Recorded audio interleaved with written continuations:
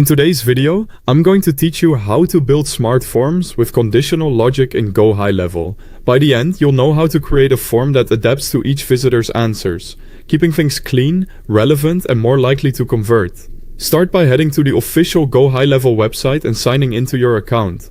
Once you're on the dashboard, look to the left-hand menu and click Sites. This is where all your web assets live and where we'll build the form.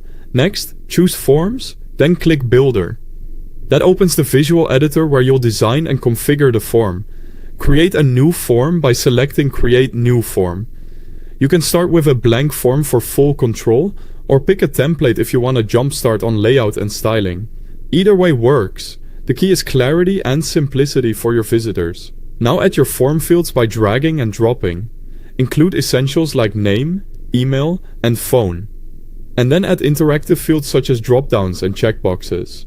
Use clear labels and consider marking only truly necessary fields as required. Keep the order logical so it feels natural to fill out. To set up conditional logic, click the specific field you want to use as the trigger, often a drop-down or a set of checkboxes. Short, unambiguous options work best here. In the Field Settings panel, locate and enable conditional logic or show hide field. This toggle tells the form to display or hide other fields based on what the user selects. Define your rules. For example, if the dropdown equals option A, show field X. If it equals option B, show field Y. Think of it like a conversation. Show only what's relevant to the choice the user just made.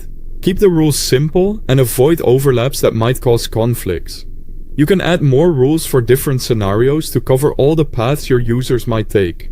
Keep them organized and review them for clarity.